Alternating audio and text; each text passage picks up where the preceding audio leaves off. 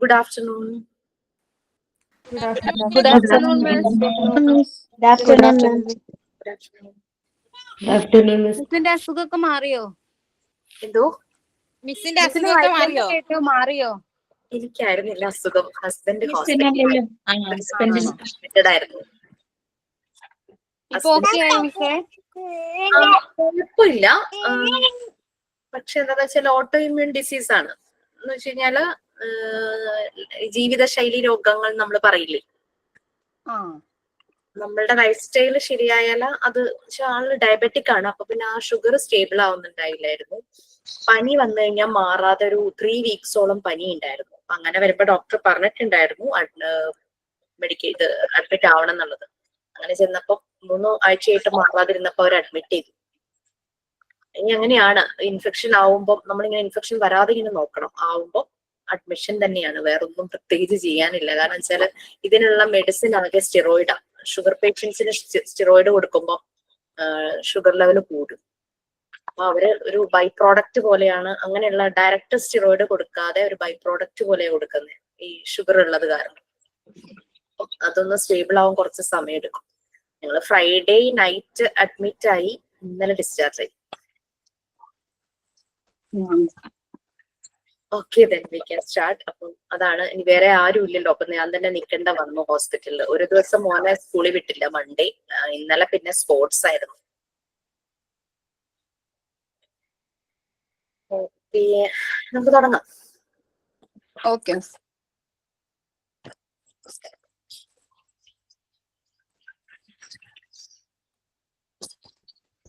Okay, who is going to do prayer? Nana, teacher.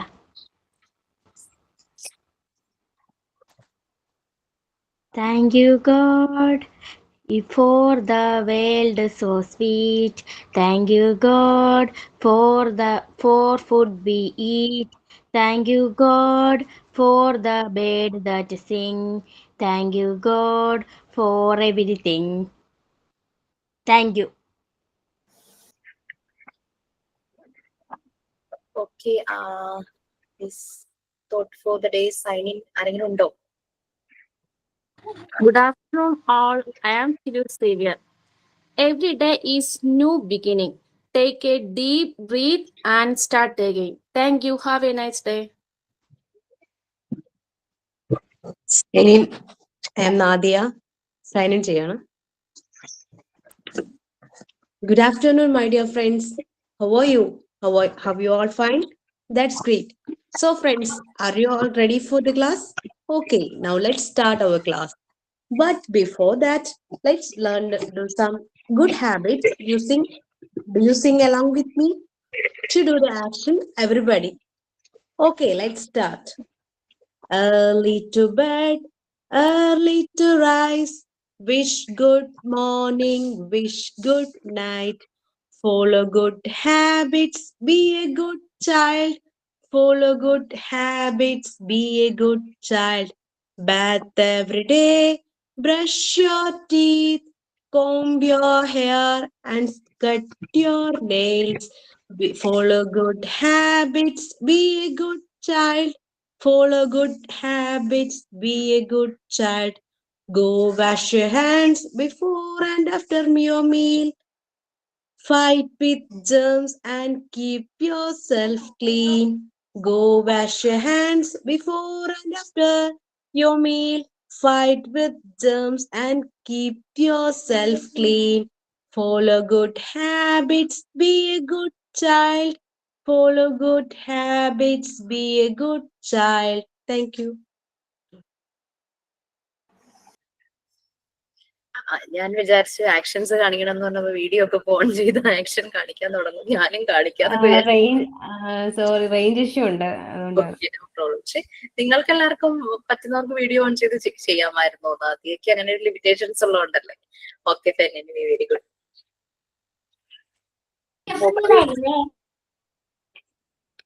Yes, so നിങ്ങൾക്ക് part 3 module 1 part 3 unit 1 Maria Montessori Saranya miss അല്ലേ എടുത്തേ? അതെ. Questions തന്നിട്ടുണ്ടായിരുന്നോ? ആ തന്നായിരുന്നു മിസ്സേ, ഒരു 5 എണ്ണം. ഞാൻ പ്രിപ്പയർ ചെയ്തത് ഷെയർ ചെയ്യട്ടെ അല്ലേ? Yes yes miss. Yes miss. അപ്പൊ സെക്കൻഡ് യൂണിറ്റിലെ ക്വസ്റ്റ്യൻസ് നിങ്ങൾക്ക് കിട്ടി. യൂണിറ്റ് കിട്ടിയില്ലേ? ആ കിട്ടി മിസ്സേ. നമ്മൾ ക്ലാസ് റൂമിൽ ഇട്ടിട്ടില്ലായിരുന്നോ? ആ ഉണ്ടായിരുന്നു. ഞാനല്ല ഇടുന്നത്, ഞാൻ അയച്ചു കൊടുക്കും. ഇട്ടിട്ട് കിട്ടിയില്ലായിരുന്നോ? ആ കിട്ടിയായിരുന്നു കിട്ടിയായിരുന്നു കിട്ടി. മിസ്സേ. അതിന്റെ കൂടെ അസൈൻമെന്റിന്റെയും കൂടെ കൊടുത്തിട്ടുണ്ടായിരുന്നു. അത് എന്താന്നൊന്ന് പറഞ്ഞു തരാമോ മിസ്സേ? ആ ഓക്കെ ഷുവർ. Thank you. നിങ്ങൾക്ക് എന്താ അസൈൻമെന്റ് തന്നതെന്ന് പറയട്ടെ. സർവേയുടെ ആയിരുന്നു. സർവേ അല്ല അല്ല, അല്ലാണ്ട് ഒരു അസൈൻമെന്റ് തന്നിട്ടുണ്ടല്ലോ വേറെ നമുക്ക്. ഒന്നുണ്ട്. അതായത് remote control of your happiness, അതാണോ? The remote control of your happiness should be in your own hand. If you get tensed up due to something said or done by others, it indicates that the remote control of your happiness is in others' hands. Add more things to the above statement. Actually നമ്മള് mental health അതെല്ലാം നിങ്ങൾ ചെയ്ത് കഴിഞ്ഞിട്ടുണ്ടായിരുന്നു അല്ലെ? അതിന്റെ class എല്ലാം കഴിഞ്ഞതല്ലേ? നമ്മളുടെ ഈ ഒരു കോഴ്സ് തുടങ്ങിയപ്പോ ഫസ്റ്റ് നമ്മള് ഫിസിക്കൽ ഹെൽത്ത്, അതിന്റെ ഫിറ്റ്നസ്, വെൽനസ് അതൊക്കെയായിരുന്നു. അത് കഴിഞ്ഞ് കുറച്ച് കഴിഞ്ഞപ്പോഴേക്കും നമ്മൾ മെന്റൽ ഹെൽത്തിലേക്ക് വന്നു അല്ലെ? മെന്റൽ ഹെൽത്ത് ആൻഡ് ഹൈജീൻ, മനസ്സിന്റെ ആരോഗ്യവും അതിന്റെ ഹൈജീനും അതിനെ പറ്റി വന്നു. അപ്പൊ നമ്മളുടെ മെന്റൽ ഹെൽത്ത് എന്ന് പറഞ്ഞു കഴിഞ്ഞാൽ ഇറ്റ്സ് ഇൻ അവർ ഹാൻഡ്. പുറത്തുള്ള എന്ത് അതിന് ഒരു ഇമ്പാക്റ്റ് ഉണ്ടായാലും നമുക്കതിനെ ഓവർകം ചെയ്യാനായിട്ട് പറ്റണം. അപ്പോഴാണ് നമ്മുടെ മെന്റൽ ഹെൽത്ത് ഒരു പീക്ക് ലെവലിൽ വരുള്ളൂ. ആരെങ്കിലും എന്തെങ്കിലും പറയുമ്പോഴേക്കും നമ്മളിങ്ങനെ ഡൗൺ ആയി പോവുകയാണെങ്കിൽ നമ്മുടെ മെന്റൽ ഹെൽത്ത് വളരെ ലോ ആയിരിക്കും. നമ്മൾ എന്തൊക്കെ നല്ല ഭക്ഷണം കഴിച്ച് നമ്മള് എന്താ പറയാ ആരോഗ്യം ഉണ്ടായാലും നമ്മളുടെ മനസ്സ് ഭയങ്കര ഇല്ലായിരിക്കും. അപ്പോ അതുകൊണ്ട് ഞാൻ ഈ അസൈൻമെന്റ്, ഈ ക്വസ്റ്റ്യൻ തരാൻ കാരണം, ഞങ്ങൾക്ക് എക്സാമിന് ഇതുപോലുള്ള സ്റ്റേറ്റ്മെന്റുകൾ തന്നിട്ട് നമ്മളുടെ വ്യൂസ് പറയാ. ഇതുപോലെയായിരുന്നു ഞങ്ങളുടെ ക്വസ്റ്റ്യൻസ്. നിങ്ങൾക്ക് ഇപ്പൊ MCQ ആയിട്ടാണ് വരുന്നത്, ബട്ട് ഞങ്ങൾക്ക് ഇതുപോലുള്ള ക്വസ്റ്റ്യൻസ് ആയിരുന്നു. സബ്സ്റ്റാൻഷിയേറ്റ് യുവർ വ്യൂസ്, നിങ്ങളുടെ അഭിപ്രായം പറയാം. അപ്പം 10 പേര് എക്സാം എഴുതുവാണെങ്കിൽ 10 പേർക്കും 10 കാര്യങ്ങളായിരിക്കും. അല്ലാണ്ട് അതിൽ ശരി തെറ്റെന്നുള്ള ഒരു റോങ് റൈറ്റ് അങ്ങനത്തെ ആൻസേഴ്സ് അല്ല, അങ്ങനെയുള്ള ക്വസ്റ്റ്യൻസ് അല്ല നമുക്ക് വരുന്നത്. അപ്പൊ ഞാൻ ഓർത്തു നിങ്ങൾക്ക് ആ ഒരു ഫീലും ഒന്ന് കിട്ടട്ടെ എന്ന് കരുതിയാണ് ഏതോ ക്ലാസ്സിൽ പറഞ്ഞിട്ടുണ്ടത്. അസൈൻമെന്റും കൂടെ അങ്ങനെ തരുവാണെങ്കിൽ you will be very expert. Like online ആണെങ്കിലും നിങ്ങൾക്ക് സബ്ജക്റ്റിനെ കുറിച്ചൊരു നോളജ് ഉണ്ടാവും. നമ്മൾ ഓരോ യൂണിറ്റിന് ശേഷം MCQ ഉണ്ട്, നമ്മൾ ഓരോ മോഡ്യൂൾ കഴിയുമ്പോൾ ടേം എക്സാംസ് ഉണ്ട്. അപ്പോൾ ഇത് ശരിക്കും പറഞ്ഞു കഴിഞ്ഞാൽ നമ്മളെ തിങ്ക് ചെയ്യിച്ച് നമ്മളുടെ വ്യൂസ്, നമ്മളുടെ ആ ഒരു തോട്ട് പ്രോസസ് ഒക്കെ ഒന്ന് ക്രിയേറ്റീവായിട്ട് വന്ന് നമ്മൾ എഴുതുമ്പോഴേക്കും നിങ്ങൾക്ക് ഓഫ്ലൈൻ കോഴ്സിന്റെ ആ ഒരു എഫക്റ്റും കൂടെ കിട്ടും. അതുകൊണ്ടാണ് അസൈൻമെന്റ് ആയിട്ട് ഞാൻ ഇങ്ങനെ ക്വസ്റ്റ്യൻ തന്നത്. കുറെ നമ്മൾ കേട്ടിട്ടുണ്ടല്ലേ, നമ്മളുടെ ഹാപ്പിനെസിന്റെ കീ നമ്മളുടെ കയ്യിലാണ്, അത് വേറൊരാൾക്ക് ഏൽപ്പിക്കരുത്, അങ്ങനെ കുറെ കോഡ്സ് നമ്മൾ കേട്ടിട്ടുണ്ട്. നമുക്ക് അതൊക്കെ റിലേറ്റ് ചെയ്യാം അങ്ങനെയുള്ള കാര്യങ്ങളെല്ലാം. പിന്നെ അതുപോലെ സെൽഫ് മോട്ടിവേഷൻ തോട്ട്സ് ആണോ? യെസ്. ഇത് ഞാൻ തോട്ട്സ് ഒന്നുമല്ല എഴുതിയിരിക്കുന്നത്. ഈ ഒരു സ്റ്റേറ്റ്മെന്റിനെ കുറിച്ച് നിങ്ങളുടെ അഭിപ്രായം എഴുതുക, അതാണ് അസൈൻമെന്റ്. Okay okay. ഇപ്പൊ നമ്മള് സെൽഫ് മോട്ടിവേഷൻ തോട്ട്സ് എഴുതിയാലും കുഴപ്പമില്ലല്ലോ? ഇല്ല, ഇതുമായിട്ട് റിലേറ്റ് ചെയ്യണം കേട്ടോ. കാരണം ഇപ്പൊ നമ്മൾ എന്താ പറഞ്ഞിരിക്കുന്നത്, നമ്മളുടെ ഹാപ്പിനെസിന്റെ റിമോട്ട് കൺട്രോള് നമ്മുടെ കയ്യിലാണ്. അത് വേറെ ആരെങ്കിലും എന്തെങ്കിലും പറയണ കേട്ട് നമ്മൾ ടെൻഷൻ അടിച്ച്, നമ്മൾ കരഞ്ഞ്, നമ്മൾ ഫീലായി, നമ്മൾ ഡൗൺ ആവുക എന്നുള്ളത്, ദാറ്റ് മീൻസ് നമ്മളുടെ ഹാപ്പിനെസിന്റെ റിമോട്ട് കൺട്രോള് വേറൊരാളാണ് ഓപ്പറേറ്റ് ചെയ്യുന്നത് എന്നാണ് അതിന്റെ അർത്ഥം. സോ ഈ ഒരു സ്റ്റേറ്റ്മെന്റിന് നിങ്ങളുടെ റെസ്പോൺസ്, നിങ്ങളുടെ വ്യൂസ് അതൊക്കെയാണ് എഴുതേണ്ടത്. ചിലർ പോയിന്റ് ആയിട്ട് എഴുതാവോ, എങ്ങനെയാണ് നമ്മളെ ഹാപ്പിനെസ് കൺട്രോൾ ചെയ്യാൻ പറ്റുന്നത്, അങ്ങനെയൊക്കെ എഴുതാം. പിന്നെ നമ്മളുടെ പ്രീവിയസ് ബാച്ചിലുള്ളവരൊക്കെ എഴുതിയത് അവരുടെ തന്നെ എക്സ്പീരിയൻസ് ചെയ്ത കാര്യങ്ങൾ എഴുതി. ലൈക്ക് അങ്ങനെ ആരെങ്കിലും എന്തെങ്കിലും പറയുമ്പോഴേക്കും ഞാൻ ഇങ്ങനെയായിരുന്നു, പിന്നെ എനിക്ക് മനസ്സിലായി ഇങ്ങനെ ചെയ്താൽ അത് ഞാൻ തന്നെ അങ്ങ് ഡൗൺ ആയി പോവുള്ളൂ, സോ ഞാൻ അതിനെ ഓവർകം ചെയ്യണം, അങ്ങനെയൊക്കെ പറഞ്ഞ് അവരെഴുതി. ചില ഇൻസിഡൻസ് അവർ കണ്ട ഇൻസിഡൻസ് വെച്ചിട്ട് അതിനെ റിലേറ്റ് ചെയ്ത് എഴുതി.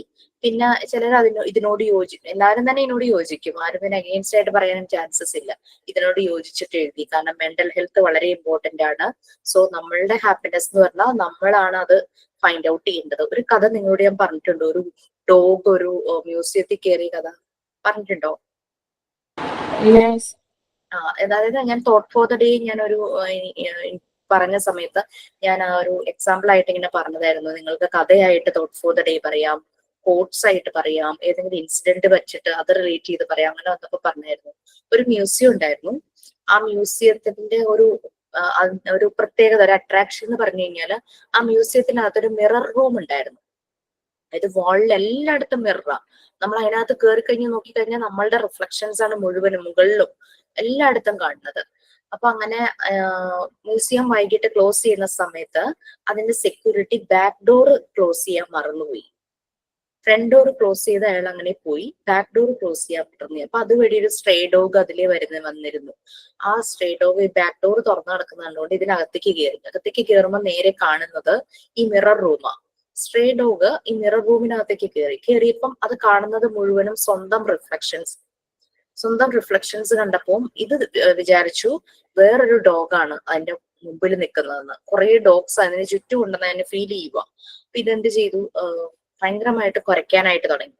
അപ്പൊ ഇത് നല്ല ഹൈറ്റ് ഒക്കെ ഉള്ള റൂമാണ്. ഭയങ്കരമായിട്ട് കുരച്ചു കഴിഞ്ഞപ്പോഴേക്കും ഇത് കുരച്ചു കഴിയണതേ എക്കോ ആയിട്ട് ഭയങ്കര ശബ്ദത്തിൽ ഇതിന്റെ തന്നെ കുര തിരിച്ചു വരിക. ആ വാക്കിംഗ് സൗണ്ട് ഭയങ്കരമായിട്ട് എക്കോ ആയിട്ട് വരുവാണ്. പിറ്റേ ദിവസം സെക്യൂരിറ്റി വന്ന് നോക്കുമ്പോ ബാക്ക് ഡോർ തുറന്നു കിടക്കുക. അപ്പൊ അയാൾക്ക് മനസ്സിലായി ഞാൻ മറന്നുപോയല്ലോ അടയ്ക്കാൻ. അങ്ങനെ അയാള് ബാക്ക് ഡോറിൽ നോക്കി മിറർ റൂമിലേക്ക് നോക്കിയപ്പം അവിടെ ഒരു ഡോഗ് ചത്ത് കിടക്കുന്നു. ആക്ച്വലി അവനവന്റെ തന്നെ റിഫ്ലക്ഷൻ കാരണം ആ ഡോഗ് പേടിച്ചു പോയി. അങ്ങനെ പാനിക്കായി. അങ്ങനെ ആ ഡോഗ് ഡെത്ത് ആവുക ചെയ്യുന്നത്. അത് തന്നെയാണ് പലപ്പോഴും നമ്മളുടെ തന്നെ റിഫ്ലക്ഷൻസ് ആണ് നമ്മളെ ഡൗൺ ആക്കുന്നത്.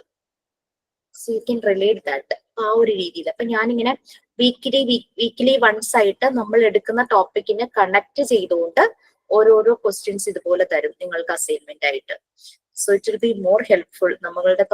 നമ്മുടെ തിങ്കിങ് പ്രോസസ് ഒന്ന് നിങ്ങൾ ചിന്തിക്കാനായിട്ട് തുടങ്ങും. ശരിയാണല്ലോ, അങ്ങനെ ഇങ്ങനെ കുറെ കാര്യങ്ങൾ ചിലപ്പോൾ നമുക്ക് അഗെയിൻസ്റ്റ് ആയിട്ടും പറയാനുണ്ടാവും കേട്ടോ. Please try to write in English. വളരെ സിമ്പിൾ ഇംഗ്ലീഷിൽ എഴുതിയാൽ മതി. ഓക്കെ അല്ലേ? സിമ്പിൾ ആയിട്ട് ഇംഗ്ലീഷ് വേർഡ്സ് അങ്ങനെ എഴുതാനായിട്ട് ഓക്കെ അല്ലേ? മിസ് എത്ര പേജ് എഴുതണം അത് നോ പ്രോബ്ലം. ഒരു കൊച്ചു പാരഗ്രാഫ് ആയാലും അതിനകത്ത് നിങ്ങൾക്ക് എന്ത് തോന്നി അതൊരു പാരഗ്രാഫോ ഒരു പേജോ എത്രയായാലും നോ പ്രോബ്ലം. ക്ലിയർ ആയോ? പിന്നെ ഫസ്റ്റ് യൂണിറ്റ് റിലേറ്റഡ് ഒരെണ്ണമുണ്ട്. നിങ്ങൾക്കത് ഞാൻ എടുക്കാത്തോണ്ട് ഞാൻ തന്നിട്ടില്ല. ഞാൻ വേണമെങ്കിൽ അതും കൂടെ അടുത്ത ദിവസം ഷെയർ ചെയ്യാം.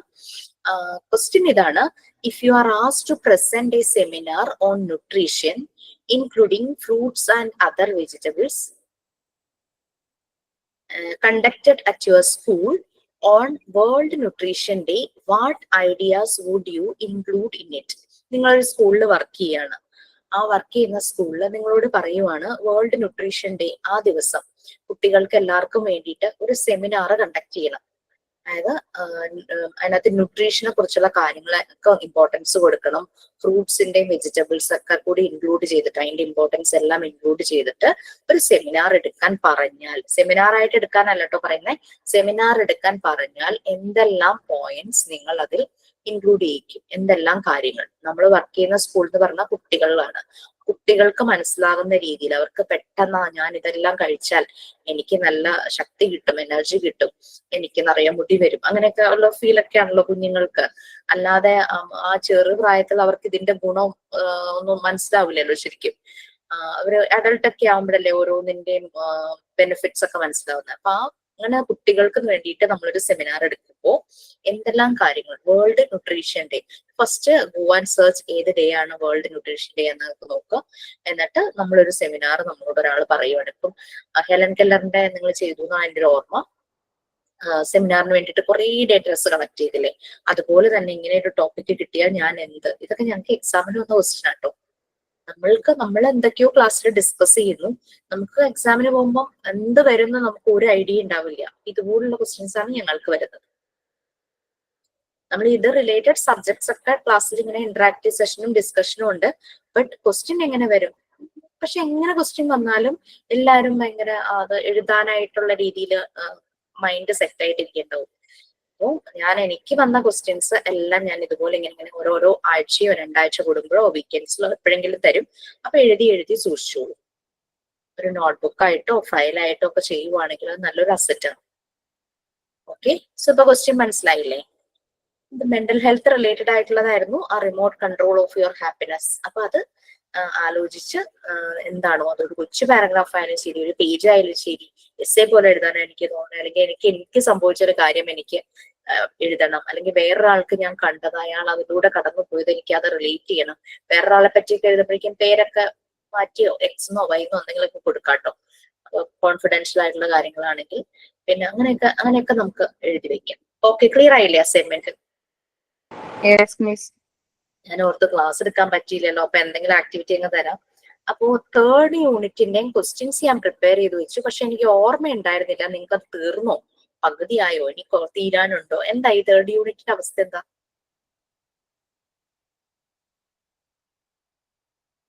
ലോ ഓഫ് നാച്ചുറൽ ഡെവലപ്മെന്റ് അല്ലേ, അത് നമ്മൾ കഴിഞ്ഞോ അതോ ഇനി എടുക്കാനുണ്ടോ? അത് കംപ്ലീറ്റ് ആയില്ലല്ലോ. കംപ്ലീറ്റ് ആയില്ലല്ലോ. ഓക്കെ, ഞാൻ ക്വസ്റ്റ്യൻസ് എല്ലാം പ്രിപ്പയർ ചെയ്ത് വെച്ചപ്പോ എനിക്കൊരു ഡൗട്ട്, അത് തീർന്നില്ലല്ലോ എന്നൊരു സംശയം. കാരണം 2-3 വാക്സിന് സെയിം ചാപ്റ്റർ പോകുന്നുണ്ട്. അപ്പൊ ആർക്കെങ്കിലും തീർന്നോ എന്ന് എനിക്കൊരു സംശയം. അതാണ് ക്വസ്റ്റ്യൻ ഞാൻ ഷെയർ ചെയ്യാതിരുന്നത്. അതായിരുന്നു, അത് നന്നായി. ക്വസ്റ്റ്യൻസ് പ്രിപ്പയർ ചെയ്ത് വെച്ചിട്ടുണ്ട്. അപ്പൊ ഞാൻ ഫസ്റ്റ് യൂണിറ്റിന്റെയും കൂടെ നിങ്ങൾക്ക് ക്വസ്റ്റ്യൻ തരാം. അതും കൂടെ ഒരു പ്രാക്ടീസ് ആവുമല്ലോ, മാമിന്റെ ക്വസ്റ്റ്യൻ എന്റെയും കൂടെ ആവുമ്പോഴേക്കും. ഓക്കെ, ഞാനിപ്പോ ഇതൊന്ന് ഷെയർ ചെയ്യാട്ടോ. സർവേയിൽ ഡൗട്ട് ഒന്നുമില്ലല്ലോ? ഒന്നുകൂടെ പറയോ? ഞാൻ ഉണ്ടായിരുന്നു ക്ലാസ്സിൽ സർവേ ഞാൻ ഒന്നുകൂടെ പറയണോ? പറയാം. അത് അന്ന് പറഞ്ഞില്ലായിരുന്നു, അതിൽ എന്തൊക്കെയോ ഇൻക്ലൂഡ് ചെയ്യാൻ ലാസ്റ്റ് കൺക്ലൂഷൻ പോലൊക്കെ എഴുതാനോ അങ്ങനെ എന്തൊക്കെയോ പറഞ്ഞില്ലായിരുന്നോ? 2 പേജ് കിട്ടിയില്ലായിരുന്നു?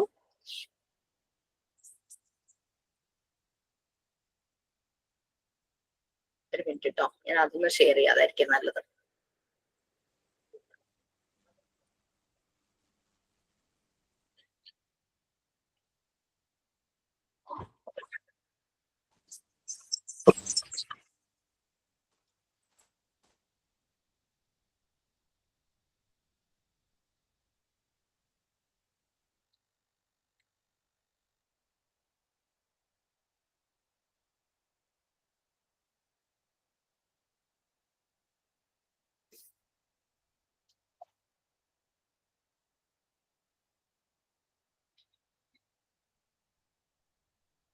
ഞാന് സബ്ജക്റ്റ് ആയിട്ട് കൊടുത്തത് is the child care in our home scientific. അങ്ങനെ നിങ്ങൾക്ക് 5 വീടുകൾ വിസിറ്റ് ചെയ്യാം. എപ്പോഴാന്ന് വെച്ചാൽ അത് എത്രയും പെട്ടെന്ന് കംപ്ലീറ്റ് ചെയ്യും. ഇപ്പൊ വെക്കേഷൻ ടൈമിൽ വേണമെങ്കിൽ അപ്പൊ ചെയ്യാം, വിസിറ്റ് ചെയ്യാം, ത്രൂ ഫോൺ ചെയ്യാം. അങ്ങനെ പ്രീ സ്കൂൾ സ്റ്റുഡൻസ് ഉള്ളത്, ഇനി അഥവാ പ്രീ സ്കൂൾ സ്റ്റുഡൻസ് ഇല്ലെങ്കിൽ ഒരു 4ാം ക്ലാസ് വരെയൊക്കെയുള്ള കുട്ടികളൊക്കെയുള്ള വീടായാലും കുഴപ്പമില്ല. സ്വന്തം വീട്ടിൽ നമ്മള് പാരന്റ് ആണ്, കുട്ടിയുണ്ടെങ്കിൽ നമുക്കും അതിൽ പങ്കെടുക്കാം. കാരണം ഇത് ആരെയും നമ്മൾ കാണിക്കൊന്നുമില്ല. ഇത് സർവേ റിപ്പോർട്ട് ഉണ്ടാക്കി നിങ്ങൾ കയ്യിൽ വെക്കുകയാണ് ചെയ്യുന്നത്. 5 പേരാണ് പറഞ്ഞിരിക്കുന്നത്. ചിലർ ചോദിച്ചു അതിൽ കൂടുതൽ ചെയ്യുന്നതുകൊണ്ട് കുഴപ്പമുണ്ടോ എന്ന് ചോദിച്ചു. നോ പ്രോബ്ലം, പക്ഷെ മിനിമം 5 എണ്ണെങ്കിലും വരണം. ഒരു പ്രോജക്ട് റിപ്പോർട്ട് പോലെയാണ് ഉണ്ടാക്കേണ്ടത്. അപ്പൊ ഒരു റിപ്പോർട്ട് ഉണ്ടാക്കുമ്പോൾ അതിന് കുറെ കാര്യങ്ങൾ ഉണ്ടാവുമല്ലോ. ലൈക്ക് പ്രിഫൈസ്, മുഖം എന്ന് നമ്മൾ പറയണത്, നമ്മൾ എന്തിനു വേണ്ടിയിട്ടാണ്, ലൈക്ക് എന്തിനാ ഒരു ബുക്ക് ഒരാൾ ഓതർ എഴുതുമ്പോൾ ആ ബുക്ക് എഴുതാനുണ്ടായ കാരണങ്ങൾ അങ്ങനെയൊക്കെ പറഞ്ഞ് എഴുതില്ലേ, അതുപോലെ പ്രിഫൈസ് എഴുതണം. ഞാൻ എഴുതിയതൊന്ന് വായിക്കാം, നിങ്ങൾക്ക് ചേഞ്ചസ് വരുത്താട്ടോ. പക്ഷെ മെയിൻ ആയിട്ട് പ്രിഫൈസ് ഒക്കെ ഒന്ന് എഴുതിയാൽ നന്നായിരിക്കും. ഫസ്റ്റ് അതിനൊരു ഫ്രണ്ട് ഷീറ്റ് വേണം. ഞാൻ എഴുതിയതുപോലെ survey and project report mini research എന്ന് പറഞ്ഞിട്ട് സബ്മിറ്റഡ് ബൈ, റൈറ്റ് കോർണറിൽ താഴെയായിട്ട് സബ്മിറ്റഡ് ബൈ നമ്മളുടെ പേര് എഴുതുക. പ്രിഫൈസ് ഞാൻ എഴുതിയത് as time passes the method for adapting child care in home is different. In older days, the method was different compared to nowadays. It is different according to each person's also. In this survey, different aspects and different views can be seen. Within certain limitations, the child could enjoy his or her freedom. അപ്പൊ അങ്ങനെ നമ്മൾ ആമുഖമായിട്ട് എഴുതുവാണ്. പണ്ടത്തെ കാലം പണ്ടത്തെ പോലെയല്ല, ഇപ്പൊ child കെയറിന് ഒത്തിരി മാറ്റങ്ങളൊക്കെ വന്നിട്ടുണ്ട്. പലരുടെയും പല അഭിപ്രായങ്ങളും വ്യൂസും നമുക്ക് കാണാം ഈ ഒരു സർവേയിൽ എന്നൊക്കെ പറഞ്ഞിട്ട് നമ്മളൊരു ആമുഖം പ്രിഫൈസ് കൊടുക്കുന്നു. പിന്നെ നമ്മൾ കണ്ടന്റ്സ് നമ്മുടെ ഇൻഡെക്സ് പേജ് പോലെ, അതായത് 1, 2, 3 എന്നൊക്കെ എഴുതിയിട്ട് ഞാൻ ഇതിൽ കുറച്ച് മാറ്റങ്ങളൊക്കെ വരുത്തിയിട്ടുണ്ടായിരുന്നു. നിങ്ങൾക്കും അതിൽ മാറ്റം വരുത്താം. എന്തായാലും കണ്ടന്റ്സിന് എയിം വേണം. നമ്മളുടെ ഈ പ്രോജക്റ്റിന്റെ എയിം എന്താണ്, ഈ പ്രോജക്റ്റിന്റെ എയിം എന്താണെന്നുള്ളത്. പിന്നെ അതായത് ടു ഫൈൻഡ് ഔട്ട് ദി അങ്ങനെയൊക്കെ പറഞ്ഞിട്ട് നമ്മൾ എഴുതില്ലേ, child care in our home is scientific എന്നൊക്കെ പറഞ്ഞിട്ട് നമ്മൾ എഴുതില്ലേ, അത് എഴുതാം. പിന്നെ കുറച്ചും കൂടെ കാര്യങ്ങളൊക്കെ എയിമിൽ എഴുതണമെങ്കിൽ നിങ്ങൾക്ക് അത് ഒബ്ജക്റ്റീവ് എന്നുള്ള രീതിയിൽ എഴുതണമെങ്കിൽ അങ്ങനെ എഴുതാം. ഞാൻ ഡിറ്റർമിനേഷൻ എന്ന് പറഞ്ഞിട്ടായിരുന്നു ഞങ്ങൾക്ക് ടോപ്പിക് ആയിട്ട് തന്നിട്ടുണ്ടായിരുന്നത്, അതായത് പർപ്പസ് ഓഫ് ദിസ് പ്രോജക്ട്. അപ്പൊ വേണമെങ്കിൽ നിങ്ങൾക്ക് മാറ്റാം. ഫസ്റ്റ് പ്രിഫൈസ്, പിന്നെ കണ്ടന്റ്സ്, അതായത് എന്തെല്ലാം കാര്യങ്ങൾ വരും ആ ഒരു റിപ്പോർട്ടിനകത്ത്. കണ്ടന്റ്സിൽ വരുന്നതാണ് എയിം ഓഫ് ദ പ്രോജക്ട് അല്ലെങ്കിൽ ഒബ്ജക്റ്റീവ് ഓഫ് ദ പ്രോജക്ട്, അങ്ങനത്തെ കാര്യങ്ങൾ. അതിൽ എഴുതുമ്പോൾ ഞാൻ അതായിട്ട് എഴുതിയത് the purpose of this project is to find out the different child care method in different levels of the social life of the human being. ഒരേ social ലൈഫിലുള്ള ആൾക്കാരെ അപ്രോച്ച് ചെയ്യാതെ പല ലെവലിലുള്ളവരെ നമുക്ക് നോക്കാം. അങ്ങനെയാകുമ്പോൾ നമുക്ക് പലരുടെയും വ്യൂസ് ഡിഫറെന്റ് ആയിരിക്കും. നമുക്ക് ഡിഫറെന്റ് ആയിട്ടുള്ള അവരുടെ ആസ്പെക്ട്സ്, അവരുടെ പോയിന്റ് ഓഫ് വ്യൂ, അവരുടെ ഒബ്സർവേഷൻ എല്ലാം നമുക്ക് കാണാനായിട്ട് പറ്റും. ഒരേ ലെവലിൽ ജീവിക്കുന്നവരെന്ന് പറഞ്ഞാൽ അവർക്ക് ഒരേപോലത്തെ ഒരു ചിന്താഗതിയൊക്കെ, അതിനേക്കാളും ഡിഫറെന്റ് സോഷ്യൽ ലെവലിലുള്ള ആൾക്കാരെ നോക്കുക. പിന്നെ അത് അനലൈസ് ചെയ്യുക, കുട്ടികളോടുള്ള ഒരു അപ്രോച്ച് മനസ്സിലാക്കുക, അവരുടെ ഡിഫറെന്റ് ചൈൽഡ് കെയർ മെത്തേഡ് മനസ്സിലാക്കുക. ഇതൊക്കെയാണ് നമ്മളുടെ എയിം എന്ന് പറയുന്നത്. എന്നിട്ട് കളക്ട് ചെയ്ത ഡേറ്റ വെച്ചിട്ട് നമ്മളൊരു റിസർച്ചും അനാലിസിസും ചെയ്യുന്നു. ഇതാണ് എയിം ഓഫ് ദ പ്രോജക്റ്റിൽ എഴുതുന്നത്. ഇനി മെത്തേഡ്, എന്ത് മെത്തേഡാണ് നമ്മൾ ഇതിന് വേണ്ടിയിട്ട് ഉപയോഗിച്ചത്? അപ്പൊ നിങ്ങൾ ഫോണാണ് ചെയ്യുന്നതെങ്കിൽ കോൾ ചെയ്ത് ഡേറ്റാസ് കളക്ട് ചെയ്തു എന്ന് എഴുതാം. അല്ലെങ്കിൽ വിസിറ്റ് ചെയ്യുവാണെങ്കിൽ വിസിറ്റ് ചെയ്യാം. ഞാൻ മെത്തേഡിൽ എഴുതിയത് four doing this survey I had visited 3 homes in my neighbourhood. തൊട്ടടുത്ത 3 വീടുകളിൽ പോയി. പിന്നെ I visited 2 of my friends' houses also. അങ്ങനെ എഴുതാൻ കാരണം അത് രണ്ടും നൈബർഹുഡിലുള്ളതല്ല, കുറെ ദൂരെയുള്ളവരായിരുന്നു. So that I could collect more data and informations from there. This got a chance to study about the subject more deep. അത്രയ്ക്കൊന്നും എഴുതണമെന്നില്ല, നമ്മൾ യൂസ് ചെയ്ത മെത്തേഡ് എന്താണെന്ന് മാത്രം എഴുതിയാൽ മതി.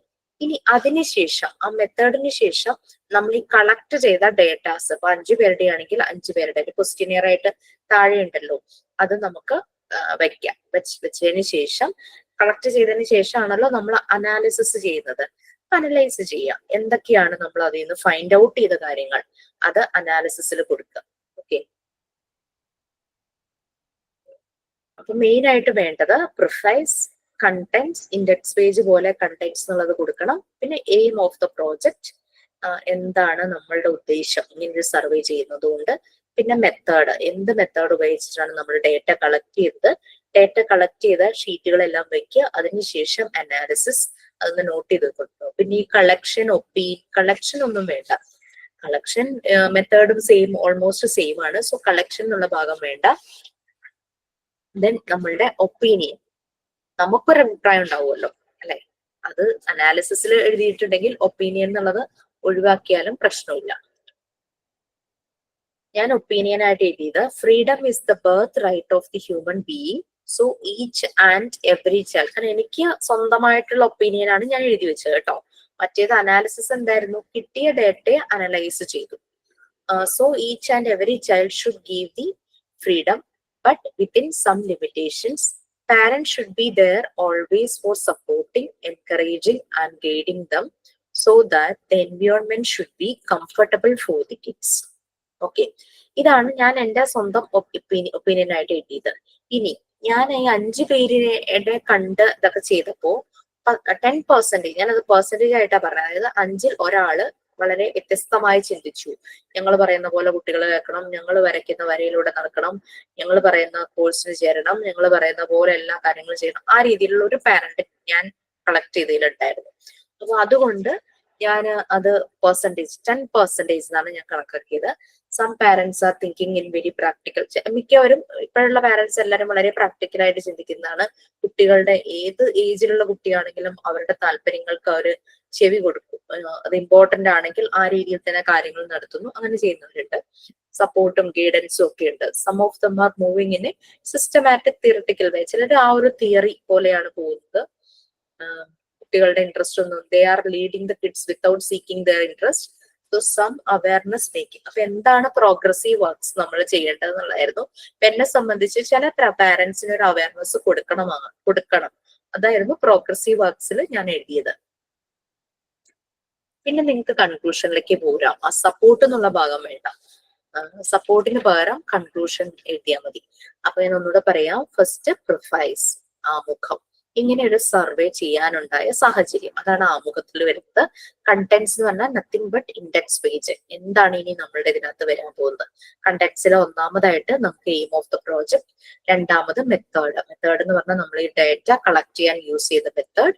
അതിനുശേഷം നമ്മളുടെ ഡേറ്റ കളക്ഷൻ വരണം. അപ്പൊ ആ ഒരു പേജ് വരണം. വേണമെങ്കിൽ കണ്ടന്റ്സിനകത്ത് ഡേറ്റ കളക്ടഡ് ഡേറ്റ എന്ന് എന്തെങ്കിലും എഴുതാം. കാരണം നമ്മളുടെ ആ പേജ് വരും ക്വസ്റ്റ്യനെയർ. പിന്നെ നമ്മൾ അതിനെക്കുറിച്ച് അനലൈസ് ചെയ്യും. അനാലിസിസ്, കളക്ഷൻ എന്നുള്ളത് വേണ്ട. പിന്നെ ഒപ്പീനിയൻ, നമ്മുടെ സ്വന്തം അഭിപ്രായം. ആസ് എ പാരന്റ് അല്ലെങ്കിൽ ആസ് എ ഫെസിലിറ്റേറ്റർ നമുക്കൊരു അഭിപ്രായം ഉണ്ടല്ലോ. ആ ഒരു അഭിപ്രായം എഴുതണം. കുട്ടികളോട് എങ്ങനെ ആയിരിക്കണം എന്നുള്ളതിന്റെ ഒരു അഭിപ്രായം നമുക്ക് ഉണ്ടാവുമല്ലോ. പിന്നെ പ്രോഗ്രസീവ് വർക്ക്സ് ടു ബി ഡണിന് പകരം ലൈക്ക് അത് അങ്ങനെ തന്നെ എഴുതാം. എന്ത് വർക്ക് ഇനി എന്ത് ഇന്റർവെൻഷൻ വേണം. നിങ്ങൾ നോക്കുന്ന 5 പാരന്റ്സും വളരെ പ്രാക്ടിക്കലായി ചിന്തിച്ച് കുട്ടികൾക്ക് എല്ലാ സപ്പോർട്ടും ചെയ്യുന്നത് അവരെ ആവശ്യത്തിന് സപ്പോർട്ട് കേട്ടോ. അവരുടെ എല്ലാ ആവശ്യങ്ങളും അംഗീകരിക്കുന്ന രീതിയിലെല്ലാം കുട്ടിക്ക് വേണം. ആ ഒരു പ്രായത്തിൽ ആവശ്യം എന്നുള്ള കാര്യങ്ങളിലെല്ലാം സപ്പോർട്ടും ഗൈഡൻസും കൊടുക്കുന്ന പാരന്റ്സ് ആണെങ്കിൽ നമുക്ക് അവിടെ ഒരു ഇന്റർവെൻഷൻസിന്റെ ആവശ്യമില്ല. So progressive works to be ഡണിൽ നിങ്ങൾക്ക് എഴുതാം all the parents are supporting the kids in their needs എന്നൊക്കെ പറഞ്ഞ് എഴുതിയിട്ട് so there is no need of any ഇന്റർവെൻഷനോ അല്ലെങ്കിൽ എനി സപ്പോർട്ടിനോ അവിടെ എഴുതി വയ്ക്കാം. പിന്നെ ലാസ്റ്റ് കൺക്ലൂഡ് ചെയ്യാം. Proper support and proper care should be given to the child for their physical and mental development. So each parent should take care of these things. എന്തെങ്കിലും പറഞ്ഞിട്ട് നമുക്ക് കൺക്ലൂഡ് ചെയ്യാം. ഇത്രയും കാര്യങ്ങളാണ്. ഒന്നുകൂടെ ഞാൻ പറയാം. പ്രിഫൈസ്, ആമുഖം. എന്തിനാണ് ഇങ്ങനെ ഒരു സർവേ? കണ്ടന്റ് എന്നുള്ളത് ഇൻഡെക്സ് പേജ് പോലെ അതിൽ എയിം വേണം, മെത്തേഡ് വേണം. മെത്തേഡ് എന്ന് പറഞ്ഞാൽ ഡേറ്റ കളക്ട് ചെയ്യാൻ നമ്മൾ എന്തെല്ലാം മെത്തേഡ് യൂസ് ചെയ്തു. പിന്നെ കളക്റ്റഡ് ഡേറ്റ വേണം, ആ ഷീറ്റുകളെല്ലാം. പിന്നെ അനാലിസിസ്, 5 പേരെ കാണുവാണെങ്കിൽ 5 പേരുടെ ക്വസ്റ്റ്യനെയറിന്റെ അത് വേണം. പിന്നെ നമ്മൾ ഇത്രയും ഡേറ്റ കളക്ട് ചെയ്തിരുന്നുള്ള അനാലിസിസ് കൊടുക്കണം. പിന്നെ അതിനുശേഷം നമ്മളുടെ സ്വന്തം ഓൺ ഒപ്പീനിയൻ. പിന്നെ progressive works to be done, conclusion. അതിനകത്ത് കളക്ഷൻ സപ്പോർട്ട് അത് നമുക്ക് ഒഴിവാക്കാം കേട്ടോ. ബാക്കിയുള്ളത് നോട്ട് ചെയ്ത് വെച്ചു. കളക്ഷനും സപ്പോർട്ടും വേണ്ടാന്നൊന്നും നോട്ട് ചെയ്ത് വെച്ചു. പിന്നെ ഇതായിരുന്നു ക്വസ്റ്റ്യനെയർ. ക്വസ്റ്റ്യനെയറിൽ ഞാൻ ആരുടെയൊക്കെയോ റിക്വസ്റ്റ് പ്രകാരം ഓപ്ഷൻസ് 4 എണ്ണം വെച്ചിട്ടുണ്ട്. Yes, no, sometimes, not sure. ചില സമയത്ത് മൊബൈൽ കൊടുക്കാറുണ്ട്, ചില സമയത്ത് കൊടുക്കാറില്ല. പിന്നെ സ്കൂളിലെ ചില കാര്യങ്ങൾ നമുക്ക് ചിലപ്പോൾ അറിയണമെന്നില്ല അല്ലെ. എന്താ പറയാ, child happy inside and outside the house. ചില പാരന്റ്സിന് ചിലപ്പം അത് ശരിയായ രീതിയിൽ പറയാൻ അറിയണ്ടാവില്ലായിരിക്കും. പിന്നെ ടീച്ചർ മാറി മാറി വരുന്ന ടീച്ചർ ആണെങ്കിൽ നമുക്ക് അതിനെപ്പറ്റി വലിയ ഷുവർ ഒന്നുമില്ല. Is a teacher trained well, not sure. അങ്ങനെ അതുകൊണ്ടാണ് ഞാൻ ഈ 4 ഓപ്ഷൻസ് വെച്ചത്. യെസ് ഓർ നോ മാത്രം വേണ്ട. ഇങ്ങനെ ഇടയ്ക്ക് അങ്ങനെ ഒരു ഓപ്ഷൻ ഇത് നമ്മളുടെ കൂട്ടത്തിൽ ആരോ ഒരു ട്രെയിനി പറഞ്ഞപ്പോൾ ഞാൻ അപ്പോഴാ ചിന്തിച്ചത് ശരിയാണല്ലോ, ആരായിരിക്കും, വളരെ താങ്ക്സ്. അപ്പൊ എനിക്ക് തോന്നി 4 ഓപ്ഷൻസ് നന്നായിരിക്കും തോന്നി. സോ അതാണ് ഇങ്ങനെ തന്നിട്ടുണ്ട്. അപ്പൊ ഇത് വേർഡിലാണ് നിങ്ങൾക്ക് ഷെയർ ചെയ്തേക്കണേ. നിങ്ങൾക്ക് എഡിറ്റ് ചെയ്യാം. നിങ്ങൾക്ക് തോന്നുവാണ് ഇതിൽ ചില ക്വസ്റ്റ്യൻസ് റെലവെന്റ് അല്ല, ഇതിന്റെ ആവശ്യമില്ല എന്ന് തോന്നുവാണെങ്കിൽ നിങ്ങൾക്ക് ആ ക്വസ്റ്റ്യൻ ഒമിറ്റ് ചെയ്യാം, അതിനെ മാറ്റാം. പിന്നെ നിങ്ങൾക്ക് തോന്നുവാണ് ഇങ്ങനെ 2-3 ക്വസ്റ്റ്യൻസും കൂടെ ആഡ് ചെയ്താൽ നന്നായിരിക്കും തോന്നുവാണ് ഇപ്പോഴത്തെ ഒരു സോഷ്യൽ സിറ്റുവേഷനിൽ. സോ അത് വേണമെങ്കിൽ ആഡ് ചെയ്യാം. അങ്ങനെ എഡിറ്റ് ചെയ്യണം എന്ന് താല്പര്യം ഉണ്ടെങ്കിൽ എഡിറ്റ് ചെയ്യാം. അതുകൊണ്ടാണ് ഞാൻ വേർഡിൽ തന്നെ അങ്ങോട്ട് ഷെയർ ചെയ്തത്. സോ എഡിറ്റ് ചെയ്യാൻ എളുപ്പമായിരിക്കുമല്ലോ. ഓക്കെ, ക്ലിയർ ആയോ? ഓക്കെ അല്ലേ? അപ്പൊ അത് ചെയ്യാൻ പ്രിന്റ് എടുത്തിട്ട് 5 ഷീറ്റ് ആയിട്ട് പ്രിന്റ് എടുത്തിട്ട് അങ്ങനെ ചെയ്യണം. നമ്മൾ 5 പേരെ കാണുമ്പോൾ നമുക്ക് നമ്മുടെ കയ്യിൽ 5 കോപ്പി ഉണ്ടാവണം.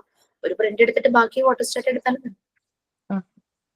നോക്കി നിങ്ങൾക്ക് എഴുതണം. എഴുതി കാണിക്കോ മിസ്സേ ജസ്റ്റ് ഒന്ന്? ഏതാ ഈ ക്വസ്റ്റ്യനെയർ ആണോ? അല്ല, മിസ് ഇൻഡെക്സ് ഒക്കെ എഴുതിയില്ലേ അത്. ഞാൻ അതിനകത്ത് ഞങ്ങൾക്ക് വന്നത് ഡിറ്റർമിനേഷൻ, അങ്ങനെ നമുക്ക് മനസ്സിലാകാത്ത കുറെ ടൈറ്റിലൊക്കെ ആയിരുന്നു കേട്ടോ. അതുകൊണ്ട് ഇച്ചിരി ഈ ഇൻഡെക്സ്, കൺക്ലൂഷൻ ഇതൊക്കെ വേറെ വേറെ പേപ്പറുകളിലല്ലേ എഴുതി? അതറിയാൻ വേണ്ടി. അതായിരുന്നു ഫസ്റ്റ്. ഇത് ഫ്രണ്ട് പേജ് ഞാൻ ഇതുപോലത്തെ ഒരു ഫയലിലാണ് വെച്ചത്. നമ്മൾ സൈഡിൽ ഇങ്ങനെ ഒരു ഇതുപോലെ ഉള്ളത് ഷീറ്റുകളാ. നിങ്ങൾക്ക് ബുക്കിൽ ചെയ്യാൻ സബ്മിറ്റ് ചെയ്യാനുള്ളത് മിസ്സേ. ഇത് സബ്മിറ്റ് ചെയ്യണ്ട. ഓക്കെ. ഇത് സബ്മിറ്റ് ചെയ്യുന്ന ആക്ടിവിറ്റിയാണ്. അസൈൻമെന്റ് സബ്മിറ്റ് ചെയ്യണം. അസൈൻമെന്റ് എന്ന് പറഞ്ഞ് തരുന്നതെല്ലാം സബ്മിറ്റ് ചെയ്യണം. ആക്ടിവിറ്റി എന്ന് പറയുന്നതൊന്നും സബ്മിറ്റ് ചെയ്യണ്ട. But final exam at the time of viva ഇതെല്ലാം ചോദിക്കാം. നമ്മൾ ഇതെല്ലാം ചെയ്ത് വെക്കണം, നമ്മുടെ കയ്യിലുണ്ടായിരിക്കണം. നമ്മുടെ റെക്കോർഡ്, ആക്ടിവിറ്റീസ്, നമ്മൾ ചെയ്ത അസൈൻമെന്റ്, നിങ്ങൾ അതുകൂടാതെ തന്നെ എന്തെങ്കിലും തോന്നി ചെയ്തിട്ടുണ്ടോ, നിങ്ങൾക്ക് അത് എടുത്തു വെക്കാം. ഇതെല്ലാം റെഡിയാക്കി വെച്ചിട്ട് വേണം വൈവയ്ക്ക് വരാനായിട്ട്. ടെക്സ്റ്റ് പോലെ എഴുതുന്നത് കണ്ടന്റ്സ് എഴുതിട്ട് കേട്ടോ.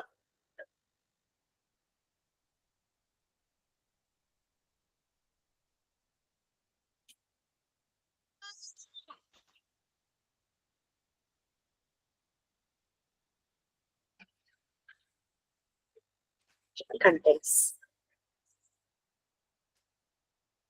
ചെറിയ ചെറിയ പാരഗ്രാഫേ ഞാൻ എഴുതിയിട്ടുള്ളൂ. വലിച്ചു വാരിയൊന്നും എഴുതണ്ട, ആ ഒരു പോയിന്റ്സ് മാത്രം. അടുത്ത പേജിൽ എനിക്ക് ഡിറ്റർമിനേഷൻ ആയിരുന്നു. നിങ്ങളത് എയിം ഓഫ് ദ പ്രോജക്റ്റ് എന്ന് എഴുതിയാൽ മതി. ഇതിനകത്ത് പർപ്പസ് എഴുതുക, പിന്നെ എയിം ഞങ്ങളോട് ആ ക്വസ്റ്റ്യൻ ആയിട്ട് എഴുതാനാ പറഞ്ഞത്. പക്ഷെ അതിന് നല്ലത് ഒന്നില്ലെങ്കിൽ ഒബ്ജക്റ്റീവ് അല്ലെങ്കിൽ എയിം, അത് കൊടുക്കാം. പേജ് നമ്പർ ഒക്കെ ഇടണമെങ്കിൽ പേജ് നമ്പർ ഇടാട്ടോ. പിന്നെ മെത്തേഡ് എല്ലാം ഇത്രയേ ഉള്ളൂ ഉള്ളൂ. പിന്നെ അനാലിസിസ് എല്ലാം ചെറിയ ചെറിയ പാരഗ്രാഫ്സാ. പിന്നെ ആ ഡേറ്റ കളക്ഷൻ എനിക്ക് 2 പേജിലായിട്ടുണ്ട്. അപ്പൊ ഞാൻ എന്ത് ചെയ്തു, അത് ഒറ്റ പേജ് ആക്കി. നിങ്ങൾക്ക് അതിനുള്ള സൗകര്യം എന്ന് വിചാരിച്ചിട്ട് ഞാൻ അതിന്റെ ഫോണ്ട് ഒക്കെ ഒന്ന് ചെറുതാക്കി. എനിക്ക് 2 പേജിലായിട്ടായിരുന്നു, 2 പേജിൽ വന്നു. പിന്നെ നമ്മൾ name of the guardian, name of the child. Guardian എന്ന് കൊടുത്തിരിക്കുന്നത് എന്താണെന്ന് വെച്ച് കഴിഞ്ഞാൽ ചില കുട്ടികൾ പാരന്റ്സ് വർക്ക് ചെയ്യണവരോ അങ്ങനെയൊക്കെ ഉണ്ടാവില്ലേ, അങ്ങനെ ഉദ്ദേശിച്ചു. എനിക്ക് എസ് ഓർ നോ മാത്രമേ ഉണ്ടായിരുന്നുള്ളൂ കേട്ടോ. അപ്പം അവർക്ക് പേരെഴുതി ഞാൻ ചോദിച്ചു, പേര് എഴുതുന്നതുകൊണ്ട് ബുദ്ധിമുട്ടുണ്ടോ എന്ന് ചോദിച്ചപ്പോൾ ആർക്കും അതൊരു പ്രോബ്ലം ഉണ്ടായില്ല. അതുകൊണ്ട് ഞാൻ അവരുടെ എല്ലാം പേരെഴുതി. അഥവാ ആർക്കെങ്കിലും പേര് ഡേറ്റാസ് ഒക്കെ തരാം, പക്ഷെ പേര് എഴുതണ്ടെന്ന് പറയുവാണെങ്കിൽ എക്സ്ന്നോ വൈന്നോ അങ്ങനെ എന്തെങ്കിലുമൊക്കെ എഴുതി വെച്ചു. അങ്ങനെ ഞാൻ ഇത് എഴുതിയത്. എന്റെ കൂടെ സ്കൂളിൽ പഠിച്ച അവള് മാത്രാണ് ഈ പറഞ്ഞ പോലെ ഞങ്ങൾ പറയുന്ന പോലെ കുട്ടികൾ ജീവിച്ചാൽ മതി എന്ന് എന്നോട് പറഞ്ഞത്. ബാക്കി എല്ലാവരും കുട്ടികളുടെ ഇൻട്രസ്റ്റ്, കുട്ടികളെ പണിഷ് ചെയ്യാത്ത പാരന്റ്സ് ആയിരുന്നു ബാക്കി 4 പേരും. പിന്നെ എനിക്ക് വളരെ ഫ്രീ ആയിട്ട് എന്റെ ഫ്രണ്ടിന്റെ അടുത്ത് പറഞ്ഞ് മനസ്സിലാക്കാൻ പറ്റുന്നതുകൊണ്ട് എനിക്ക് ഇന്റർവെൻഷൻ നടത്താനായിട്ട് പറ്റി. കുഴപ്പമില്ലാത്ത റിസൾട്ട് അതിലുണ്ടാവുകയും ചെയ്തു. അതുകൊണ്ട് നമുക്ക് അങ്ങനെയൊക്കെ നമ്മൾ പറഞ്ഞാൽ അങ്ങനെ പ്രശ്നമൊന്നും ഇല്ലാത്ത ഫാമിലി ഒക്കെ ആണെങ്കിൽ വി ക്യാൻ ഇന്റർവ്യൂ. പ്രശ്നമുള്ളതാണെങ്കിൽ ആ ഭാഗത്തേക്ക് പോവാതിരിക്കുകയായിരിക്കും നല്ലത്. കഴിഞ്ഞ ദിവസം ഞാൻ മുകളില് തുണി വാഷ് ചെയ്ത് വിരിച്ചുകൊണ്ടിരുന്ന സമയത്ത് തൊട്ടപ്പുറത്തെ വീട്ടിലെ 2 കൊച്ചുമോൻ ട്ടോ, LKG പഠിക്കുന്ന 2 പേരും കൂടെ കളിക്കുക. അപ്പൊ എന്തോ ചെറിയ അതില് ഒരു മോൻ അങ്ങ് കരഞ്ഞപ്പോ മറ്റേ കുട്ടിയുടെ അമ്മ പറയാ, അയ്യേ ആൺകുട്ടികൾ കരയാമോ, ആൺകുട്ടികൾ സ്ട്രോങ് അല്ലേ, പെൺകുട്ടികളല്ലേ കരയുന്നത്, കരയുവാണെങ്കിൽ പേര് ഞാൻ പറയുന്നില്ല, പേര് നമ്മള് ഈ ചിഹ്നം ചേർക്കുമ്പോഴേക്കും പേര് പെണ്ണിന്റെ പേര് പോലെ ആയി പോവും, അങ്ങനെ വിളിക്കും, സ്ട്രോങ് ആയിരിക്കണം, നമ്മള് കരയരുതെന്നൊക്കെ പറയും. നിങ്ങളുടെ ഒപ്പീനിയൻ എന്താ? അങ്ങനെ ഒരിക്കലും അഡ്വൈസ് ചെയ്യാൻ പാടില്ല. യെസ്, അവിടെ ആരാക്കൊരു കുഞ്ഞു ഭാവ അഭിപ്രായം പറയുവാ. കുഞ്ഞു ഭാവയുണ്ട്, 1 വയസ്സേ ആയിട്ടുള്ളൂ. ആക്ച്വലി എല്ലാവർക്കും ഇമോഷൻസ് വെന്റിലേറ്റ് ചെയ്യണമെങ്കിൽ വി ഹാവ് ടു നമ്മളുടെ ആ രീതിയിൽ തന്നെ ഇമോഷൻസ് എല്ലാവർക്കും ഒരുപോലെ അല്ലേ? അതെ, കാരണം ഇത് മെന്റൽ ഹെൽത്തിനെ ഭയങ്കരമായിട്ട് അഫക്ട് ചെയ്യുന്നത് ഈ ഒരു സ്റ്റിഗ്മ. നിങ്ങൾ ആൺകുട്ടികളാണ്, ആൺകുട്ടി കരയുവാണോ, ഞാൻ ഇനി കണ്ണെഴുതി പൊട്ടൊക്കെ തൊടിച്ച് പെൺകുട്ടികളുടെ പോലെ ഫ്രോക്കൊക്കെ ഇടിച്ച് മുടിയൊക്കെ അങ്ങനെ ചെയ്യിക്കും, അങ്ങനെയൊക്കെ പറയുമ്പോഴേക്കും അവർക്ക് അങ്ങ് അറസ്റ്റഡ് ആവുകയാണ് ഇവരുടെ ഫീലിങ്സ്. ഈ ഇമോഷൻസ് അവർക്ക് എക്സ്പ്രസ് ചെയ്യാൻ പറ്റാതെ വരുന്നു, അത് വെന്റിലേറ്റ് ചെയ്യാൻ പറ്റാതെ വരുമ്പോൾ ഇവര് വേറെ പലതിനെയും ഡിപ്പെൻഡ് ചെയ്യാൻ തുടങ്ങും. അതേസമയം അവർക്കൊന്നും പൊട്ടിക്കരയാനായിട്ട് പറ്റുന്ന ഒരു സിറ്റുവേഷൻ ആണെങ്കിൽ അത് അങ്ങനെ ശരിയാകും. ഇത് അവർ എന്തിനെങ്കിലൊക്കെ അടിമപ്പെട്ടു പോകും.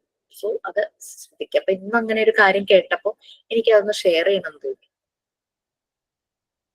ഓക്കെ, സോ നമുക്ക് ബാക്ക് ടു ക്ലാസ്. സോ ഇതൊക്കെ വൈവയ്ക്ക് ചോദിക്കാം കേട്ടോ.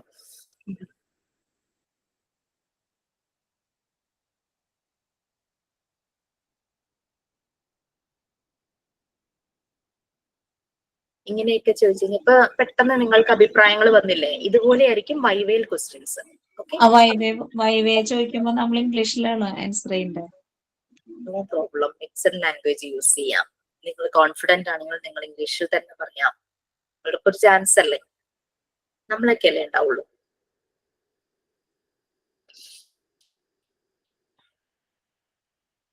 ഞാൻ എവിടം വരെ ആയെന്നൊന്ന് പറയാമോ? Module part 3 unit 3.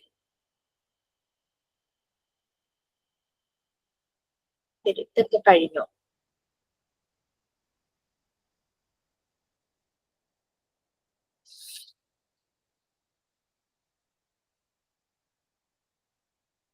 ആരെങ്കിലും ഒന്ന് പറഞ്ഞു തരാമോ? എനിക്ക് ഓർമ്മയില്ല. ഞാൻ ആ ലെസന്റെ പേര് യെസ്, ലോ ഓഫ് സൈക്കോളജിസ്റ്റുകളുടെ ചൈൽഡ് പറഞ്ഞിട്ടുണ്ടായിരുന്നു. ലോ ഓഫ് വർക്ക് ആണോ? അതെ, ലോ ഓഫ് വർക്കിലുള്ളതാണ് പറഞ്ഞുകൊടുക്കുന്നത്. ഫോർ സൈക്കോളജിസ്റ്റുകളുടെ പേര് പറഞ്ഞിരുന്നല്ലോ അന്ന്. എന്നിട്ട് അവർക്ക് ചൈൽഡ് ഡെവലപ്മെന്റിന്റെ സ്റ്റേജസ് പറഞ്ഞത്. ശരി ശരി. ചൈൽഡ് ഡെവലപ്മെന്റ് ജനറൽ എന്ന് ഞാൻ ഇവിടെ എഴുതി വെച്ചിട്ടുണ്ട്. സോ നിങ്ങൾക്കത് ഞാൻ പറഞ്ഞു തന്നു അല്ലേ? ആരെയൊക്കെ പറ്റി പറഞ്ഞു? എറിക്സന്റെ തിയറിയാ പറഞ്ഞത്.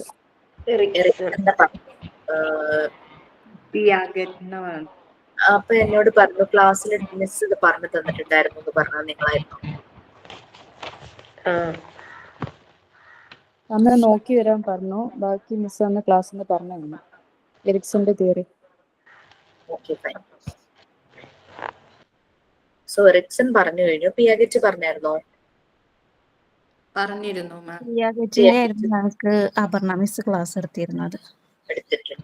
ഓക്കെ, സിഗ്മണ്ട് ഫ്രോയിഡിന്റെ പറഞ്ഞോ?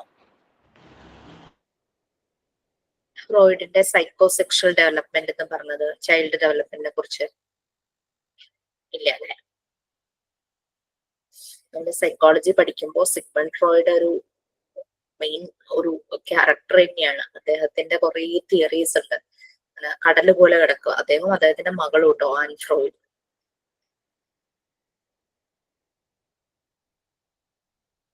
ഫ്രോയിഡ് സ്റ്റേറ്റസ് അദ്ദേഹം ഹ്യൂമൻ ഡെവലപ്മെന്റ്, ചൈൽഡ് എന്നുള്ള രീതിയിലല്ല, ഹ്യൂമൻ ഡെവലപ്മെന്റിന്റെ 5 സൈക്കോസെക്ഷൽ സ്റ്റേജസ് ആയിട്ടാണ് പറയുന്നത്. അത് ഓരോ ഏജ് വൈസാണ് സിഗ്മണ്ട് ഫ്രോയിഡ് പറഞ്ഞത്. ജനിക്കുമ്പോ തുടങ്ങിയുള്ള ഡെത്ത് വരെ ആ രീതിയിൽ തന്നെയാണ് അദ്ദേഹം ഹ്യൂമൻ ഡെവലപ്മെന്റ് പറയുന്നത്. അദ്ദേഹം പറയുന്നത് ഓരോ ഏജിലും ഒരു സെക്ഷൽ ഡിസയർ പോലെ തന്നെ ആ ഒരു സാറ്റിസ്ഫാക്ഷൻ വരുന്ന രീതിയിൽ ഹ്യൂമൻ ബോഡിയിൽ ഓരോ ഓർഗൻസ് ആണ് ആ ഒരു പാർട്ട്, ആ ഒരു റോള് ചെയ്യുന്നതാണ് സിഗ്മണ്ട് ഫ്രോയിഡ് പറയുന്നത്. കുട്ടികൾ കുറെ സീരീസ് ഓഫ് സൈക്കോസെക്ഷൽ സ്റ്റേജസിലൂടെ കടന്നു പോകുന്നു എന്ന് പറയുന്നു. അപ്പൊ ശരിക്കും പറഞ്ഞു കഴിഞ്ഞാൽ ശരിയാണ്, എല്ലാ കുട്ടികളിലും കുറെ ഒരു അഡോളസൻ ആ ഒരു ഏജ് ഒക്കെ ആവുമ്പോൾ കുറെ ഇമോഷൻസ് വരുന്നു. ഇവർക്ക് ഈ ഇമോഷൻസിനെ കൺട്രോൾ ചെയ്യാൻ പറ്റണം. അതിന് വേണ്ടുന്ന പ്രോപ്പർ ഗൈഡൻസും സപ്പോർട്ടുമാണ് നമ്മൾ കൊടുക്കേണ്ടത്. നമ്മൾ പറഞ്ഞു കൊടുക്കേണ്ട കാര്യങ്ങൾ നമ്മൾ ശരിയായ രീതിയിൽ പറഞ്ഞു കൊടുക്കാതെ വരുമ്പോൾ എന്ത് പറ്റും? ഇവരത് അറിയാനായിട്ട് വേറെ സോഴ്സസിനെ കണ്ടെത്തും. ഒരു പക്ഷേ അത് അവരുടെ തന്നെ ഏജ് ഗ്രൂപ്പിലുള്ളവരായിരിക്കാം, പിയർ ഗ്രൂപ്പിലുള്ളവരായിരിക്കാം. അതും അഡോളസൻ ഏജ് ആവുമ്പോഴുള്ള കാര്യമായിട്ട് ഞാൻ പറയുന്നത്. അത് കൂടാതെ അവരെക്കാൾ എൽഡർ ആയിട്ടുള്ള ചിലരുമായിട്ട് ഭയങ്കരമായിട്ട് ഇവര് കൂട്ടാകും. അതും ചിലപ്പോൾ അവർക്ക് ശരിയായ റോങ് മെസ്സേജസ് അവരുടെ ഉള്ളിലേക്ക് എത്താനുള്ള ചാൻസസ് ഉണ്ട്. സോ തീർച്ചയായിട്ടും നമ്മൾ തന്നെ അതിനുള്ള ഒരു മുൻകൈ എടുക്കണമെന്നാണ് പറയുന്നത്.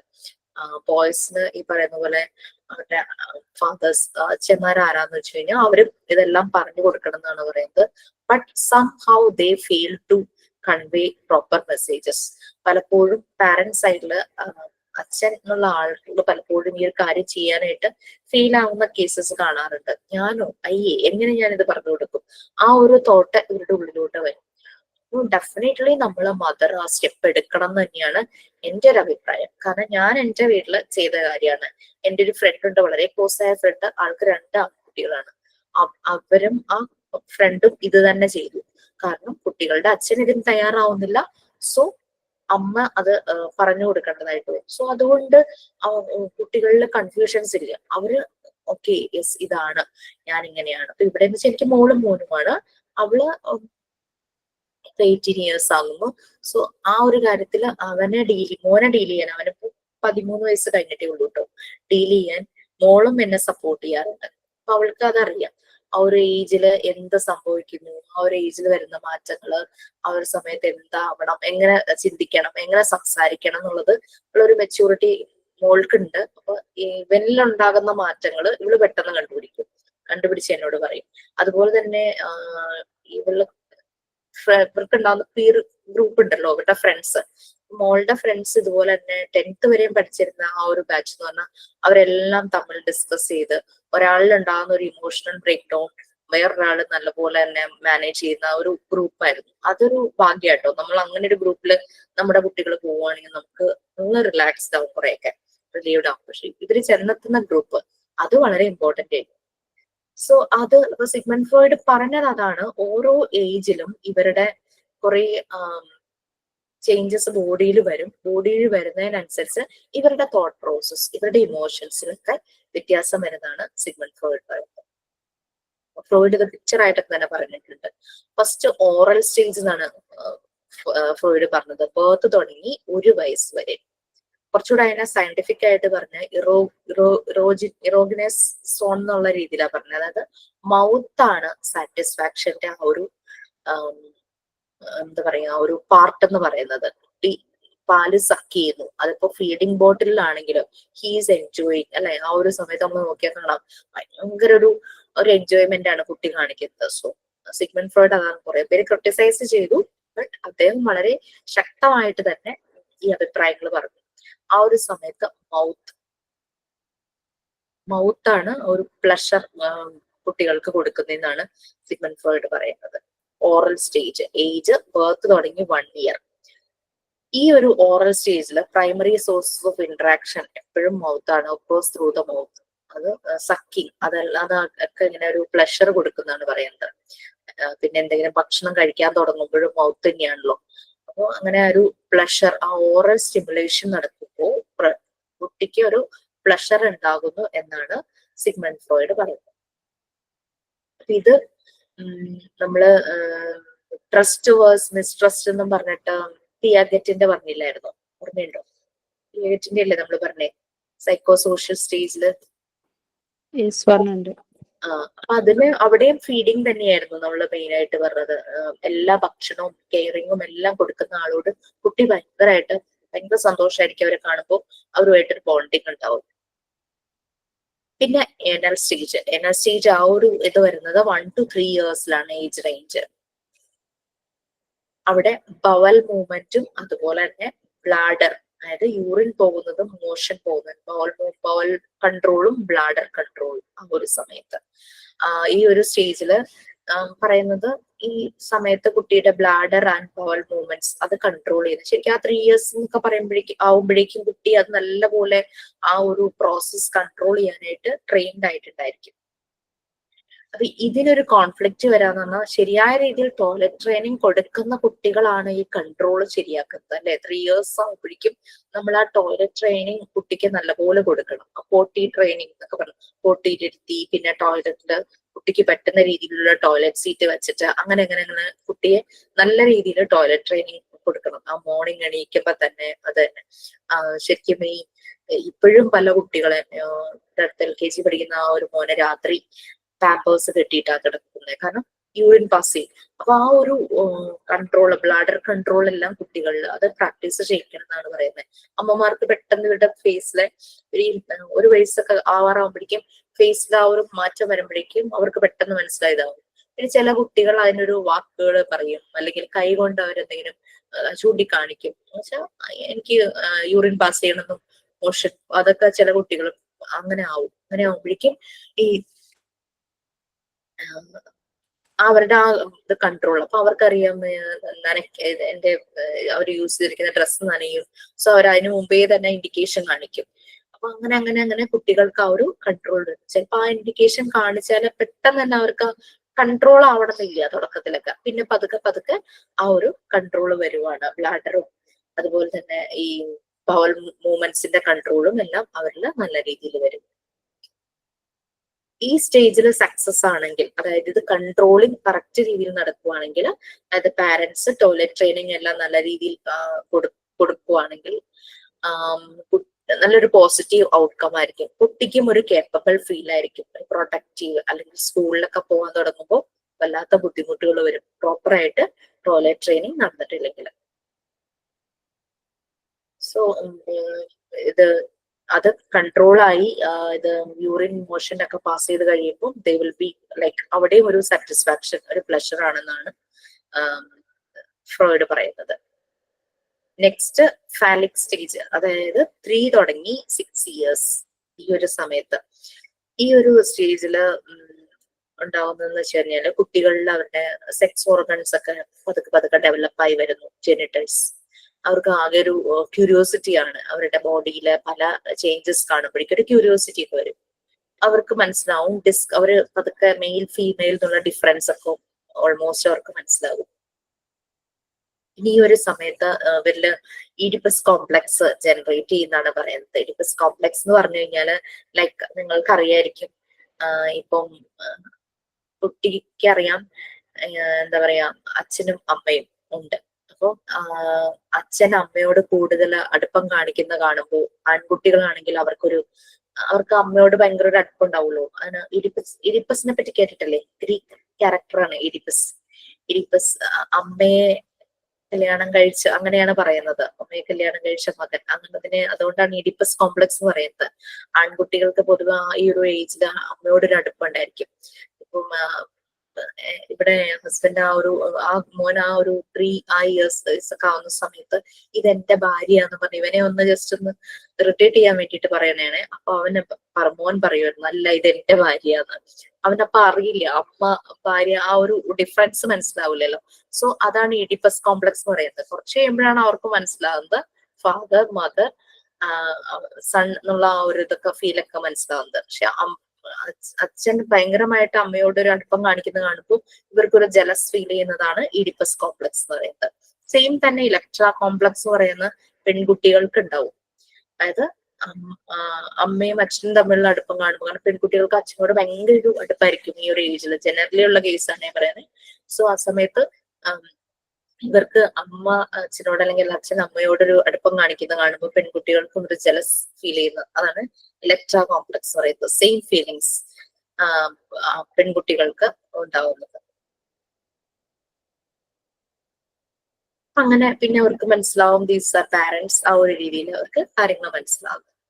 നെക്സ്റ്റ് ലേറ്റന്റ് പീരീഡ് എന്നുള്ള രീതിയിൽ പറയുന്നതാണ് 6 തുടങ്ങി പ്യൂബർട്ടി വരെ ആവുന്ന ഒരു സ്റ്റേജ്. പ്യൂബർട്ടി സ്റ്റേജ്, ആ ഒരു ടീനേജ്, ആ ഒരു ടൈമിലേക്കൊക്കെ പറയുമ്പോഴേക്കും ഇവർക്ക് കുറച്ച് സെക്ഷൽ ഫീലിങ്സ് അങ്ങനത്തെ അതൊരു ആക്റ്റീവായിട്ട് വരുന്നു. ലൈക്ക് ചില മൂവീസ് കാണുമ്പോൾ അല്ലെങ്കിൽ അങ്ങനെയുള്ള ചില സിറ്റുവേഷൻസ് ഒക്കെ കാണുമ്പോൾ അതൊരു ഫീലിങ്സ് ഒക്കെ, ആ ഫീലിങ്സ് വരുന്നതിൽ തെറ്റൊന്നുമില്ല. ആ ഫീലിങ്സ് വരണം എന്ന് തന്നെയാണ് പറയുന്നത്. അങ്ങനെ ഒരു ഇമോഷൻസ് അവരിൽ വരുന്നത്. ഈ ഇമോഷൻസ് എങ്ങനെ ബാലൻസ് ചെയ്യണം എന്നുള്ളതാണ് നമ്മൾ പാരന്റ്സ്, ടീച്ചേഴ്സ് നമ്മൾ ഹാൻഡിൽ ചെയ്യേണ്ടത്. അല്ലാതെ ഒരു കുട്ടിക്ക് അങ്ങനെ ഇമോഷൻ വന്നു എന്ന് കരുതി ഇറ്റ്സ് എ സിൻ, അല്ലെങ്കിൽ എന്തോ അതൊരു മിസ്റ്റേക്ക് ചെയ്തു അങ്ങനെ ഒരു ഗിൽറ്റി ഫീലിലേക്ക് കുട്ടിയെ വിടുകയല്ല ചെയ്യുന്നത്. അവർക്ക് നമ്മളോട് വന്ന് അത് പറയാനുള്ള ഒരു സ്വാതന്ത്ര്യം, ആ ഒരു സ്പേസ് നമ്മൾ ഉണ്ടാക്കി വെച്ചാൽ ഡെഫിനറ്റ്ലി നമുക്ക് പേടിക്കേണ്ട കാര്യമില്ല. അവര് വേറെ അത് കൺട്രോൾ ചെയ്യാനും അത് ബാലൻസ് ചെയ്യാനും അവർക്ക് അത് ഫീൽ അത് പറ്റും. അതേസമയം നമ്മളവരെ പേടിപ്പിച്ചൊക്കെ നിർത്തുവാണെങ്കിൽ അവർ ഹൈഡ് ചെയ്യും. സോ അവർ വേറെ സോഴ്സസ് നോക്കും ഇതിന്റെ കാര്യങ്ങൾക്ക് വേണ്ടിയിട്ട്. ഈ ഒരു സമയത്ത് നമ്മളുടെ ഭാഗത്തുനിന്ന് സപ്പോർട്ട് കിട്ടുവാണെങ്കിൽ കുട്ടി അതിന്റെ സോഷ്യൽ സ്കിൽസ് എല്ലാം ഡെവലപ്പ് ചെയ്യാൻ തുടങ്ങും. നമ്മൾ ഇവരെ ഡീവിയേറ്റ് ചെയ്യാണ്. ഇവരുടെ മറ്റുള്ള ഇൻട്രസ്റ്റുകൾ ഉണ്ടാവുമല്ലോ, പല സ്കില്ലുകൾ ഉണ്ടാവും. പടം വരയ്ക്കുക, പാട്ട് പാടുക, ഡാൻസ് ചെയ്യുക, അങ്ങനെ പല പല സ്കില്ലുകൾ, ബുക്കുകൾ വായിക്കുക, അങ്ങനെ പല സ്കില്ലുകൾ ഉണ്ടാവുമായിരിക്കും. അങ്ങനെ അവർക്ക് എന്ത് സ്കില്ലാണോ ആ സമയത്ത് നമ്മൾക്ക് തിരിച്ചറിയാൻ പറ്റും. അതൊരു കൺസിസ്റ്റന്റ് ആയിട്ട് നിൽക്കും ആ ഒരു സ്കില്ല്. അതിലേക്ക് അവരെ ഡീവിയേറ്റ് ചെയ്യുവാണെങ്കിൽ ഈ രീതിയിലുള്ള ഇമോഷൻസ് എല്ലാം എന്താ പറയാ കൺട്രോൾ ചെയ്യാനായിട്ട് പറ്റും. പിന്നെ ഇവര് സോഷ്യലൈസ് ചെയ്യാനായിട്ട് കൂടുതൽ തുടങ്ങും. പീർ ഗ്രൂപ്പുമായിട്ടുള്ള റിലേഷൻഷിപ്സ് കൂടും. അഡൾട്ട്സും ഔട്ട്സൈഡ് ദ ഫാമിലി അങ്ങനെയുള്ള പിന്നെ കസിൻസ് ഒക്കെ ഉണ്ടെങ്കിൽ അവരൊക്കെ ആയിട്ട് ഭയങ്കര കൂട്ടൊക്കെ ആവുമല്ലോ. പലപ്പോഴും പല കാര്യങ്ങളും ഷെയർ ചെയ്യും. അപ്പൊ എപ്പോഴും ഇവർ ചെല്ലുന്ന ഗ്രൂപ്പ്, ആ ഗ്രൂപ്പ് ഒരു ഹെൽത്തി ഗ്രൂപ്പ് ആണെങ്കിൽ നമുക്ക് പേടിക്കേണ്ട കാര്യമുള്ളൂ. അത് whether it is inside the house or outside the house.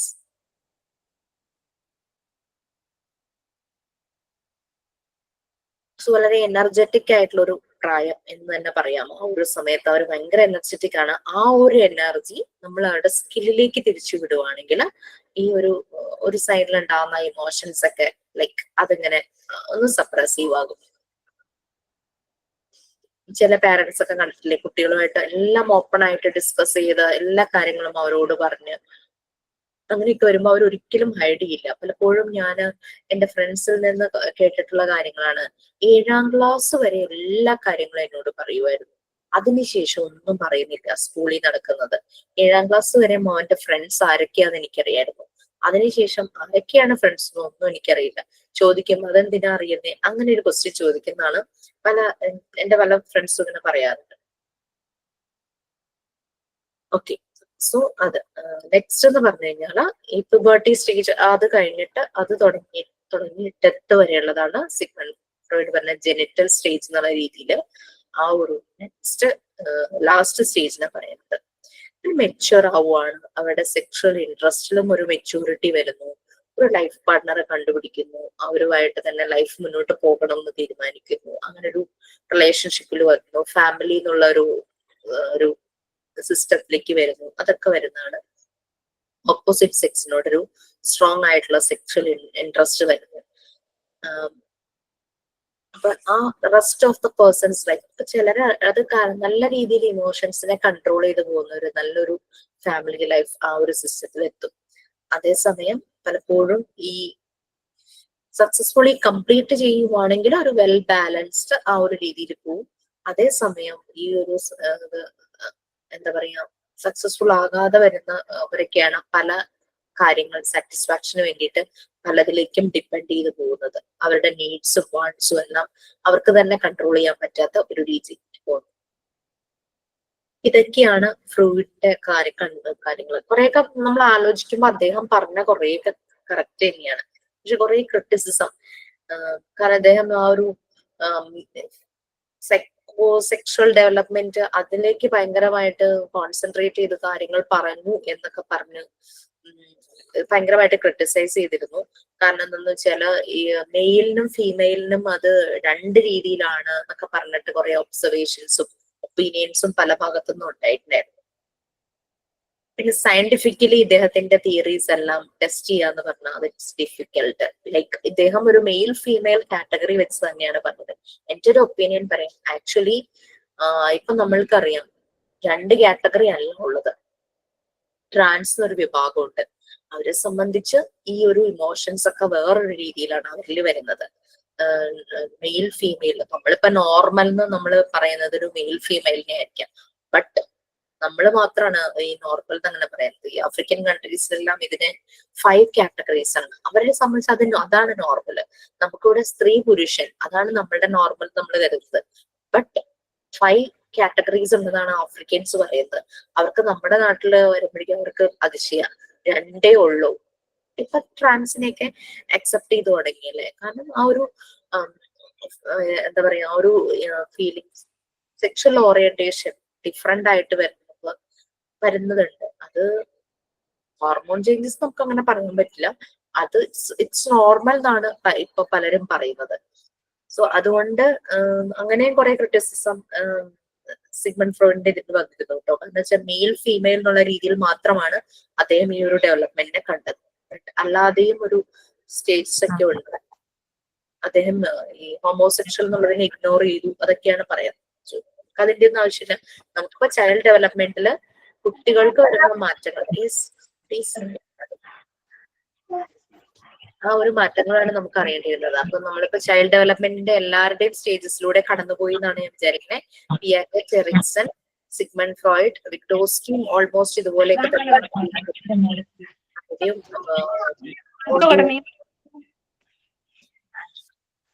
Okay. So നിങ്ങൾ ഇതൊക്കെ ഒന്ന് നോക്കാട്ടോ. വെക്കേഷൻ സമയത്ത് സമയം എത്ര ദിവസം ഉണ്ടെന്ന് എനിക്കറിയില്ല. സമയം കിട്ടുമ്പോൾ ഈ ചൈൽഡ് ഡെവലപ്മെന്റിനെ കുറിച്ച് നമുക്ക് വളരെ ഇമ്പോർട്ടന്റ് ആയിട്ട് വേണ്ടത് ചൈൽഡ് ഡെവലപ്മെന്റ്. കുട്ടിയുടെ ഓരോരോ പ്രായത്തിൽ എന്തെല്ലാം സംഭവിക്കുന്നു. മറിയ മോണ്ടിസോറിയും പറയുന്നുണ്ടായിരുന്നു ചൈൽഡ് ഡെവലപ്മെന്റിനെ കുറിച്ച് അല്ലേ. ചൈൽഡ്ഹുഡും അഡൾട്ട്ഹുഡും രണ്ട് രീതിയിൽ മറിയ മോണ്ടിസോറി ഡിവൈഡ് ചെയ്തിട്ടാണ് പറഞ്ഞത്.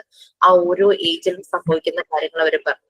0 to 3 years അൺകോൺഷ്യസ് മൈൻഡ് ആണ്. ബട്ട് ആ സമയത്ത് അൺകോൺഷ്യസ്ലി പല കാര്യങ്ങളും ഇംപ്രഷൻസ് പോലെ കുട്ടിയുടെ അബ്സോർബൻ മൈൻഡിലേക്ക് കിടക്കുന്നതാണ് പറയുന്നത്. ഈവൻ ദോ കുട്ടി മറന്നു പോയിട്ടുണ്ടാവാം, ആഫ്റ്റർ 3 years അതൊന്നും ഓർമ്മയിലില്ലെങ്കിലും ആ ഇംപ്രഷൻസ് കുട്ടിയിലുണ്ടാവും. അത് അതിന്റെ മനസ്സിൽ ഇങ്ങനെ കിടക്കുന്നുണ്ട്, അൺകോൺഷ്യസ് ആയിട്ട് കിടക്കുന്നുണ്ടെന്നാണ് മറിയ മോണ്ടിസോറി പറയുന്നത്. അപ്പം അൺകോൺഷ്യസ് ആയിട്ടുള്ള മൈൻഡ് ആണെങ്കിൽ പോലും 0 to 3 years കുഞ്ഞിന് ഫേവറബിൾ ആയിട്ടുള്ള ഡിസൈറബിൾ ആയിട്ടുള്ള കാര്യങ്ങൾ തന്നെ അതിന്റെ ലൈഫിൽ നടക്കണം. അതിനെ വല്ലാതെ അടിക്കുന്നു, അതിന് വല്ലാതെ ഷൗട്ട് ചെയ്യും, അങ്ങനെയൊക്കെ കുട്ടിയോട് ഇപ്പൊ ഫിസിക്കലി എന്തെങ്കിലും ചെയ്യുന്നു, അങ്ങനെയൊക്കെ ചെയ്യുന്ന പോലും അൺകോൺഷ്യസ്ലി അതിന്റെ മൈൻഡില് ഇംപ്രഷൻ ആയിട്ട് കിടക്കും എന്നാണ് മറിയ മോണ്ടിസോറി പറഞ്ഞത്. ഓക്കെ. മറിയ മോണ്ടിസോറി ഇവരുടെ എല്ലാം ഒബ്സർവേഷൻസ് അതെല്ലാം അവർക്ക് പല കാര്യങ്ങൾക്കും മോണ്ടിസോറി മെത്തേഡ് ഡിസൈൻ ചെയ്യാനായിട്ട് അവരെ ഹെൽപ്പ് ചെയ്തിട്ടുണ്ട്. ഓക്കെ. അപ്പൊ നമ്മൾ എന്തായാലും അതൊക്കെ പറഞ്ഞു വന്നപ്പോ ഇത്ര നേരമായി.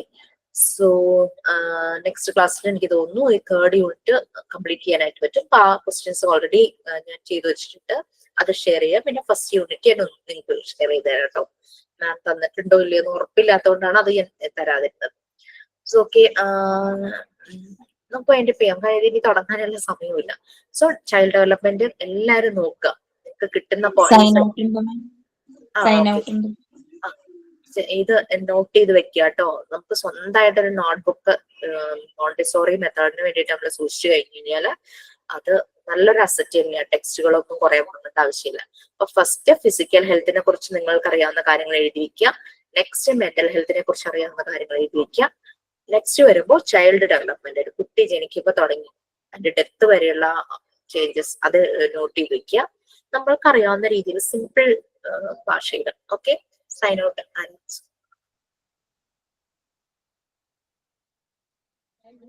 പ്ലീസ്. ആ ശരി.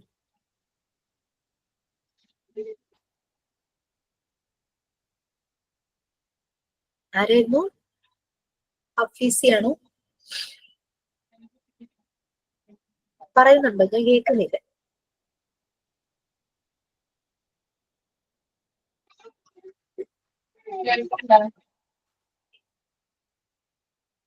ചെയ്തോളൂ.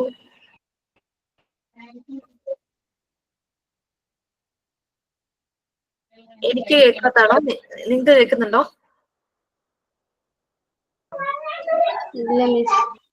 ഇല്ല മിസ്സേ, ആർക്കും കേൾക്കണില്ല. ഹഫീസ കുറച്ചും കൂടി ഇതായിട്ട് പറയും.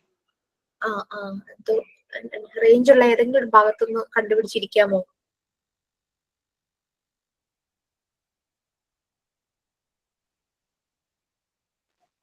ഇല്ല. കേൾക്കുന്നില്ല ഹഫീസ? ഇപ്പൊ കേൾക്കണ്ടോ? കേൾക്കാം. Thanks to Jisha Miss for taking the class as well as we understand well and guiding us through the training journey in a good way. Thank you very much to my classmates for our good discussion, correct answers to Miss questions and making our classroom very beautiful. Thank you, Miss. Okay, thank you so much. നമുക്ക് next ക്ലാസ്സിൽ കാണാം. Okay. Thank you. Thank Thank you, you, Miss. Miss. Okay, bye.